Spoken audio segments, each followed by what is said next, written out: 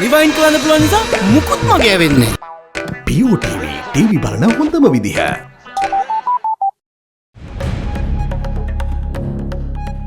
Making headlines on First at 9. Call for revelation. Some undisclosed sections of the bond inquiry report handed over to Speaker Karujai Surya. The Speaker, however, wants to wait until he gets the entire report. Filling the vacancy. A secret ballot held in Parliament to elect the Deputy Speaker. If the Sri Lanka Freedom Party is proposing a name for the post of Deputy Speaker, we accommodate that position and accept that person as Deputy Speaker. Is it appeasement? Appointment of backbenchers of the government as monitoring MPs rejected by the joint opposition. Heralding assurance. Minister of Health tells Parliament that all measures are taken to curb the spread of influenza in the southern province. Unexpected end. Well-known TV personality Hemanalin Karunaratne bids his final farewell.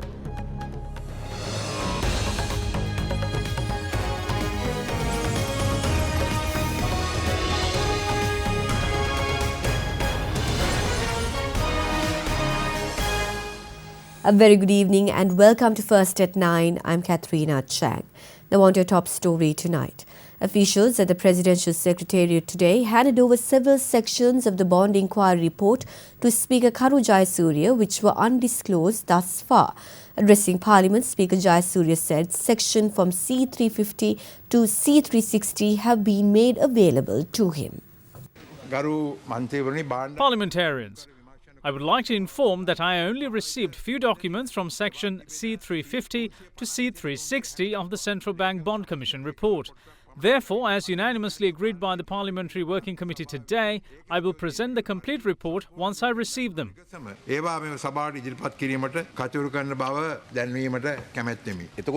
All 225 parliamentarians are suspected in this case. Do these new documents have a list of names who are responsible? I haven't read through them yet, but as far as I know, there is no such list of names in these documents. Everyone in this parliament only want to know the truth.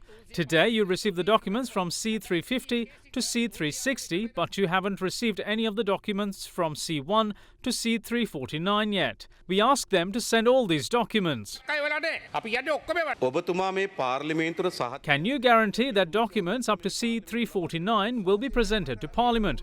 Otherwise, all of this will be buried. I have informed the President's Secretary that we need these documents. It's only up to that point that I can give you any guarantee.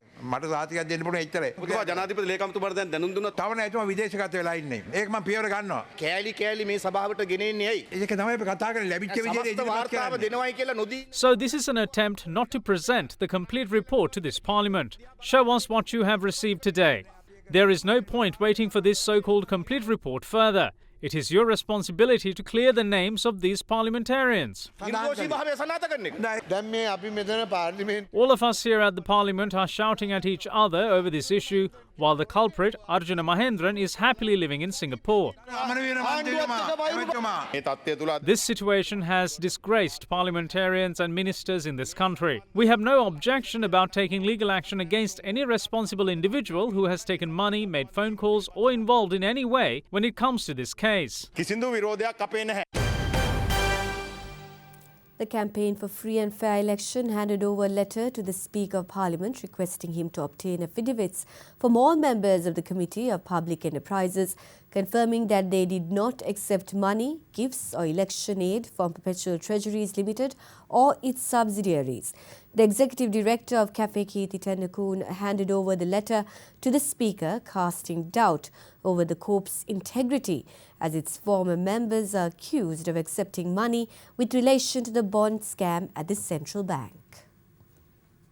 Issuing a media communique, the Executive Director of Campaign for Free and Fair Election, Kirti Tennakoon, points out that it is the responsibility of the Speaker of Parliament to ensure that only those who didn't enjoy any benefit from Perpetual Treasuries Limited should be appointed as members to the Committee of Public Enterprises. Today, for the first time, the new COP committee is appointed by the Honorable Speaker, and we requested the Honorable Speaker to get affidavit from each and every COP member. So these sort of miscalculation on the parliamentarians will not take place in further issues. We saw continuously during the last two COP committees, the parliamentarians who was appointed to COP committee had direct communications, and in the other hand, they had some understanding, they have exchanged money, they had received gift from the perpetual company. In the meantime, members of the Right to Information Commission, S.G. Punchaheva, also expressed his views on the issue. The Right to Information Act includes 14 instances where information can be withheld. If information is refused pertaining to this matter, then it must be done so under the instances mentioned under the 5th clause of the Act. In the meantime, various politicians expressed views on the list of 118 persons who allegedly accepted money from Perpetual Treasuries Limited. Now the 118 has increased to 166. We call on the Speaker to disclose this list. Electoral organisers of the United National Party were given 1 million to 2.5 million rupees when Minister Kabir Hashim was the secretary. They should reveal as to where they got the money from. I'm not saying that he took the money for himself. He got the money as the secretary of the party and distributed a large sum. We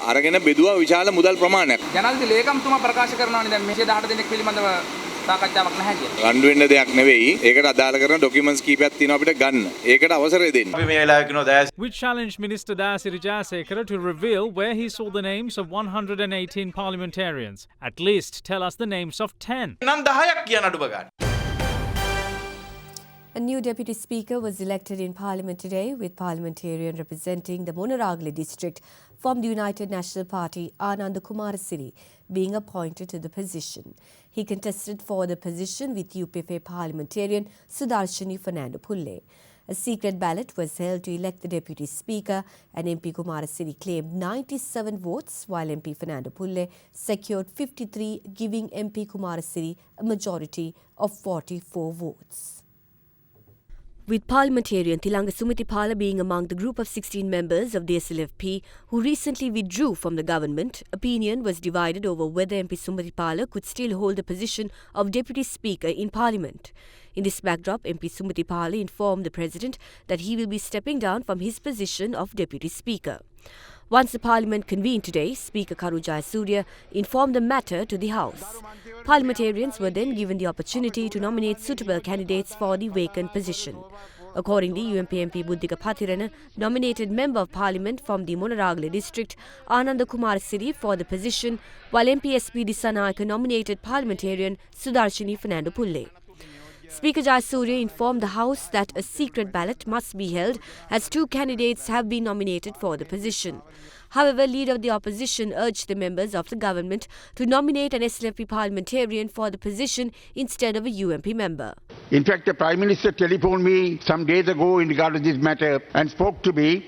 And when he suggested the person he now has in mind, I told him even then that it may be better for us to agree on a nominee of the Sri Lanka Freedom Party for the post of Deputy Speaker. I said that to him. I'm stating here in Parliament what I said to the Prime Minister a few days ago. I would urge, sir, that despite the initial thinking of the Prime Minister, we reconsider this matter.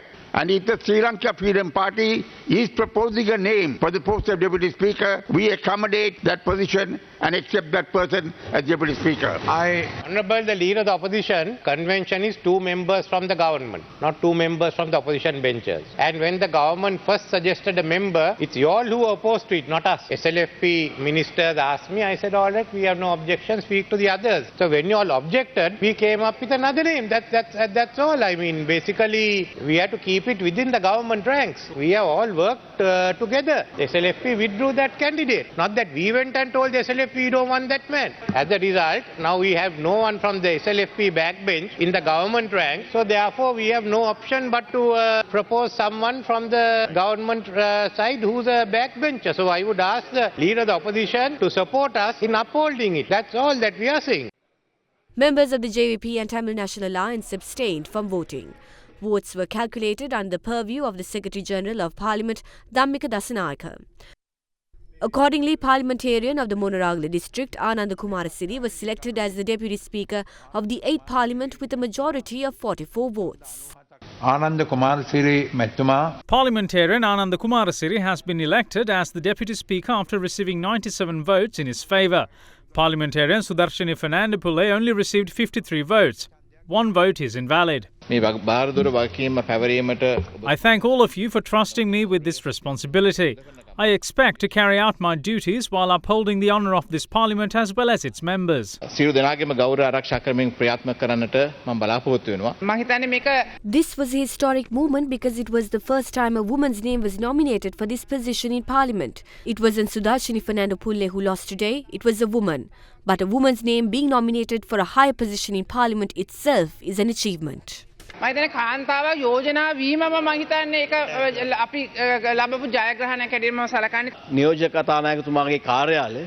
hope the Deputy Speaker will support the opposition in their endeavours as well, because we need it. We hope you will give the necessary time allocations for the opposition as well as other minority parties in Parliament. We hope you will be impartial in your duties. There stands Deputy Speaker Kumarasiri. He doesn't represent any political party. He is obliged to the traditions of the Parliament, and that is exactly what we expected from anyone who won the ballot today. It is noteworthy that positions of both Speaker and Deputy Speaker of Parliament are being held by members who represent the UNP. The notion of appointing backbenchers of the government as monitoring MPs was dismissed by Minister Mahinda Amaraveera today. Certain media outlets reported that the government's backbenchers will be made monitoring MPs at ministries. Responding to questions raised by media following the cabinet meeting today, Minister Amaraveera said if a cabinet paper was to be tabled in this regard, it should be rejected. The Cabinet of Ministers convened today under the patronage of President Maithripala Sirisena at the Presidential Secretariat. Following the meeting, journalists questioned the ministers on the decision to appoint backbenchers of the government to positions of monitoring MPs. It was discussed during the group meeting and appointments are yet to be made. This is a proposal by the party, and the Prime Minister had appointed monitoring MPs to every ministry under each government. Measures will be taken towards this end in the near future.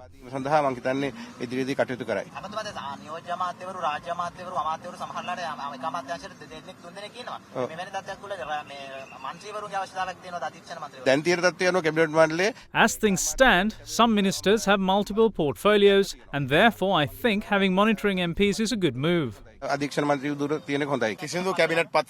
There was no cabinet paper in this regard, but it is my personal view that we should oppose such. We do not think any act of profligacy should happen within the government at this juncture, and instead, development activities should be done. Every government, including ours, appointed monitoring MPs, and it's nothing new.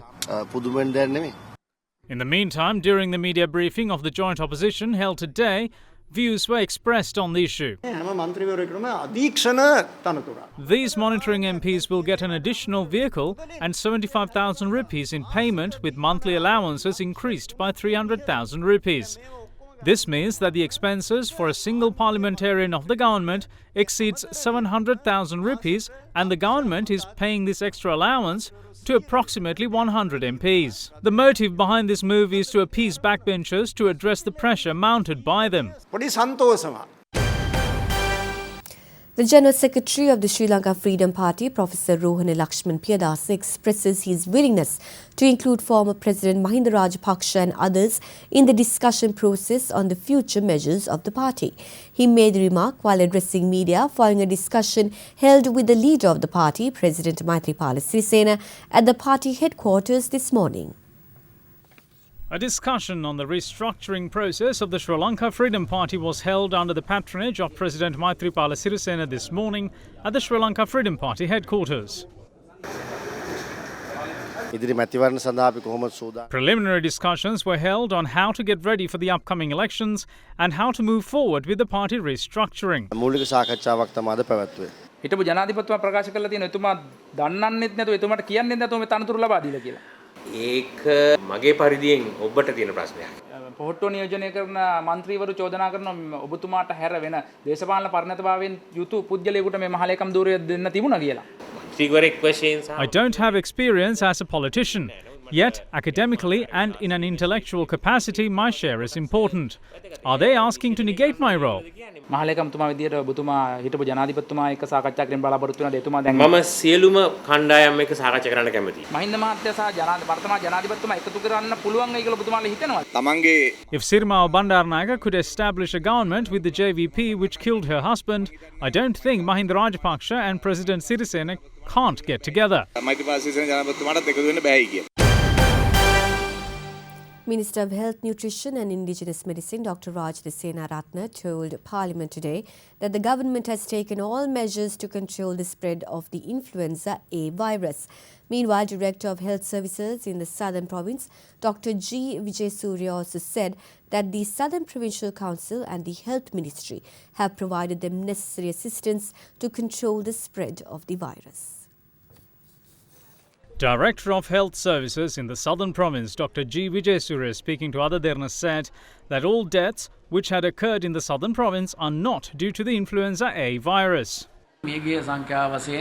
There were 6 deaths of adults reported from the Mathura General Hospital. At Karapitiya, all 14 deaths were children.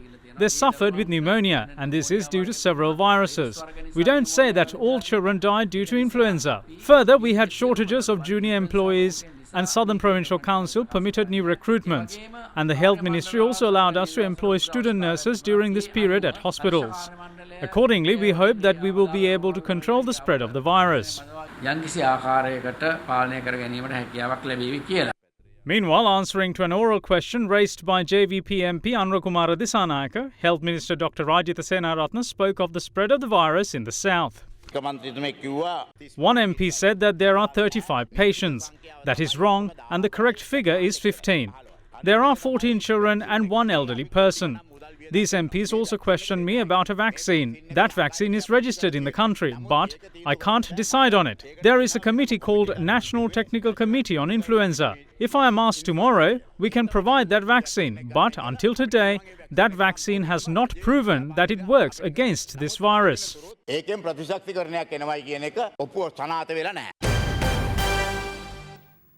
Veteran journalist and television presenter Hemanalin Karunaratne has passed away. Police said that his body was found at his residence in Malabar this morning. Veteran journalist and television presenter Hemanalin Karunaratne has passed away earlier today at his residence in Malabar. A youth who resides at the same residence had informed the neighbours and the police that Karunaratne had not opened the door to his room since this morning. Accordingly, the police had conducted a search of the house, which led to Hemanalin Karunaratne being found dead in his room. Late Karunaratne's neighbours say that he arrived home around midnight yesterday. The cause of the death is yet to be ascertained and investigations are underway. Late Hemanalin Karunaratne joined the Sri Lanka Rupawahini Corporation in 1983 as a trainee production assistant and went on to become an assistant director. He gained popularity in late 1990s and went on to lend his services at several media institutions. The late veteran journalist gave tutelage to novices arriving in media and rendered a great service to the sector. අදත් අඩපෑයක් ගත කරමු සුපුරුදු සුවතාවෙන් බිඳක් හෝ අඩු නැතිව. Let's now take a look at some of the stories making news across the country.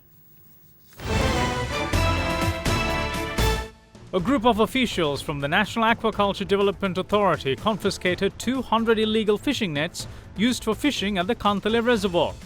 2 suspects were taken into custody by Kantale police following the raid last evening. 800,000 fish were released to the reservoir between 2017 and 2018, and the fishermen say that the use of illegal nets run the risk of destroying the fishing harvest. Customs officials apprehended a 46-year-old at the Bandaranaike International Airport for attempting to smuggle in foreign cigarettes from Dubai. Customs officers discovered 150 cartons of cigarettes worth 1.5 million rupees hidden in 4 luggages. The 48-hour token strike, launched by the Postal and Telecommunication Officers Union, continues to be in effect. They launched the strike at the stroke of midnight on Sunday. The union demands the government to confirm appointments of second-tier postal employees who are on probation, approve a cabinet paper presented on the 10th of January this year, and rectify salary anomalies. The union added that 26,000 postal workers island-wide are engaged in the token strike.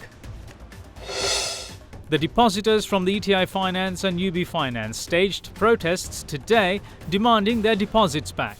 ETI Finance Limited had earlier informed its depositors that 10% of deposits will be paid today. Accordingly, they arrived at the ETI head office at Ward Place this morning to collect the promised sum. Later, they joined forces with the depositors from UB Finance in front of the Diethoyana premises in Battaramulla and continued to protest, demanding the rest of their money.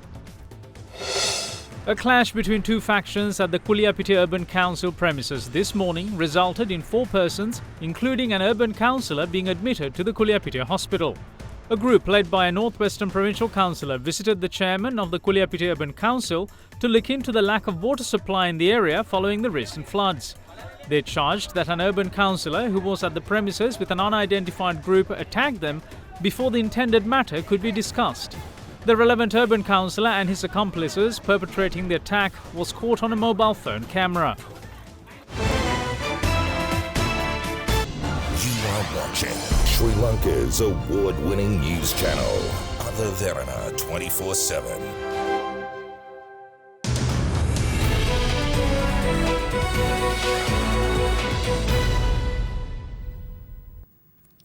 Home Secretary Sajid Javid says Britain will have a good set of proposals on Brexit policy ready for a meeting of European Union leaders this month, adding he expected a positive response from Brussels. He also rejects a newspaper report saying failure to reach an exit deal with the EU would cause immediate shortages of medicine, fuel and food. Prime Minister Theresa May is struggling to find a proposal on post-Brexit customs arrangements, the biggest stumbling block so far in exit talks to take into negotiations with Brussels as the clock ticks down to Britain's scheduled exit in March of 2019. British Home Secretary Sajid Javid says discussions between ministers on agreeing a position were making good progress ahead of the summit set for the 28th and 29th. He said the proposals would be in line with previous statements by Prime Minister May and that a promised white paper policy document would be published in advance of the summit. He also rejected a newspaper report which said failure to reach an exit deal with the EU would cause immediate shortages of medicine, fuel and food. The newspaper report of a document listing 3 no-deal scenarios said that even under the second worst outcome, the port of Dover would collapse almost immediately, supermarkets in Scotland would run out of food within days, and medicine supplies would only last weeks.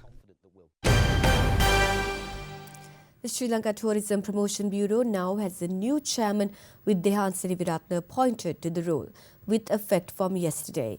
It takes over the position at a crucial juncture as the SLTPB is to kick off its global promotion campaign. According to the Ministry of Tourism Development, Seniviratne has over 40 years of experience in multinational companies. The ministry says Seniviratne's key achievements have been securing a 92% market share for Panadol while serving at GlaxoSmithKline Consumer Health, where he held the positions of acting chairman and managing director. He is a former president of the Sri Lanka Institute of Marketing.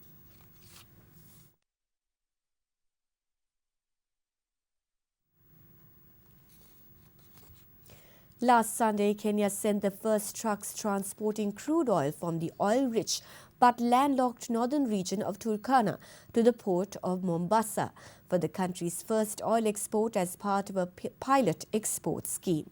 Under the early oil pilot scheme, 2,000 barrels per day will be transported to Mombasa by road for eventual shipment. As early as in the middle of May, Kenya had 70,000 barrels of oil stored in Turkana, waiting to be trucked to the Mombasa port for pilot exports, but revenue sharing talks were still ongoing and impeding the start of the so-called early oil pilot scheme until a pipeline is built to ship commercial quantities of oil to the coast. A week later, the Kenyan government and local lawmakers from the Turkana region reached an agreement on the distribution of oil revenues. Under the Oil Revenue Sharing Bill, 75% of the revenue from the oil production and exports will go to the government, 20% will go to the country government of Turkana and 5% to the local community.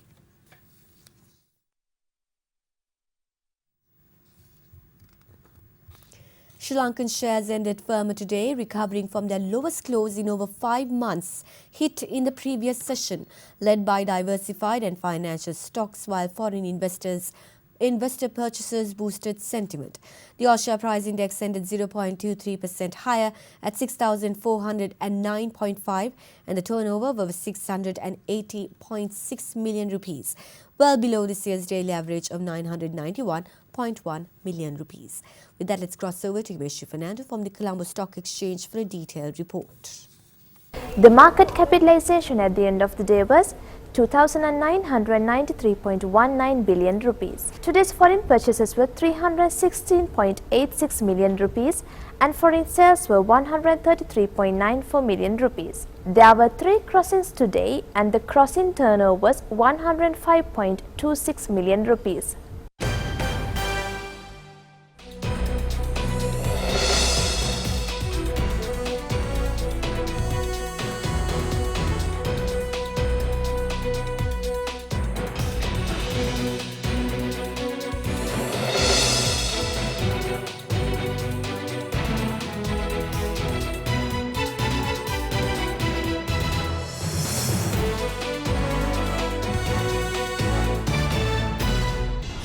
Watching Sri Lanka's premier news channel, Derana 24/7.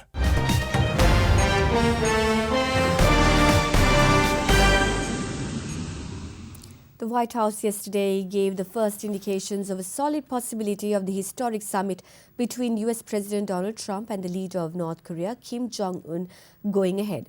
It is said that the two leaders will meet around 9 a.m. local time in Singapore on the 12th, but the scheduling is tentative.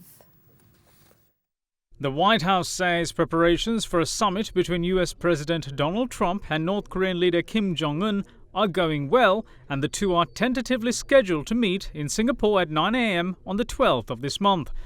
The announcement of the timing for the first meeting between the two leaders came just 3 days after Trump hosted a senior North Korean delegation at the White House bearing a letter from Kim.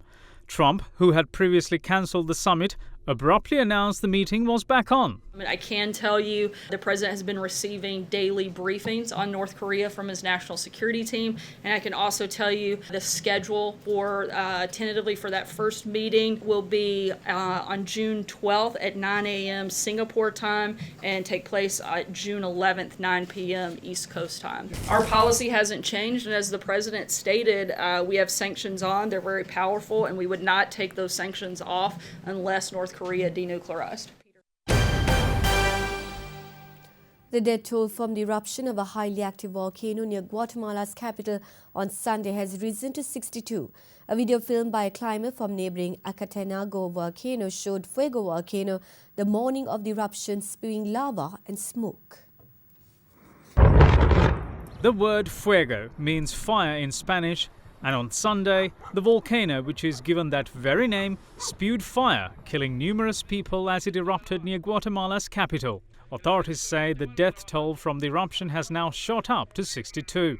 Yesterday, emergency workers were seen carrying the bodies of babies and children in their arms before they had to evacuate the area again following a second eruption. Around 300 people have been injured since Sunday's eruption that sent columns of ash and smoke 10 kilometers into the sky, dusting several regions with ash.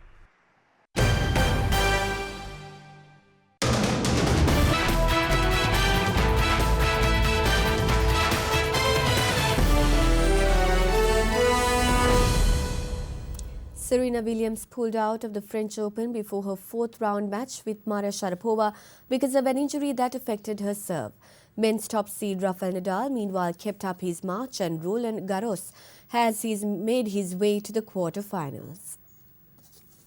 Rafael Nadal moved into the French Open quarter-finals yesterday, beating a determined Maximilian Matera 6-3, 6-2, 7-6. Nadal, who turned 32 on Sunday, will meet Argentine Diego Schwartzman, who had earlier beaten Kevin Anderson. In the women's draw, American Serena Williams withdrew from the French Open yesterday shortly before she was due on court to face Maria Sharapova in a much-anticipated 4th-round clash. The 36-year-old 32-time Grand Slam champion, making a comeback after maternity leave, told a news conference she had a pectoral muscle injury. In addition to singles, Serena also played doubles with her sister Venus, and 6 matches in 6 days may have taken its toll as pectoral injuries are usually consistent with overuse.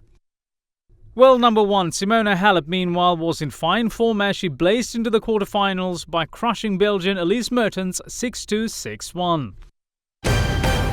You are watching Sri Lanka's #1 news channel, Other Derana 24/7. Manucha Jayatileka is at the Other Derana Weather Centre with your forecast first evening edition.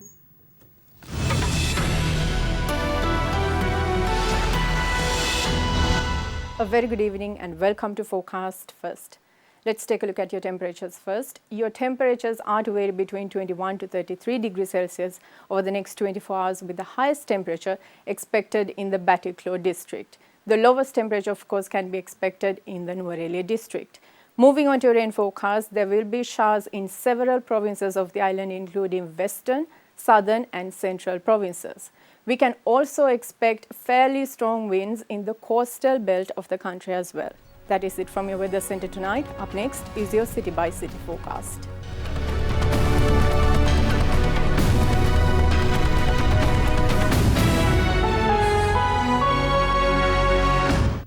And before we go tonight, we'd like to take you to Sigiriya, the ancient rock fortress located in the Matli district. The site was selected by King Kashyap as his capital, and he built his palace on top of this rock and decorated it aside with colourful frescoes. Hope you enjoy these visuals and have a pleasant evening.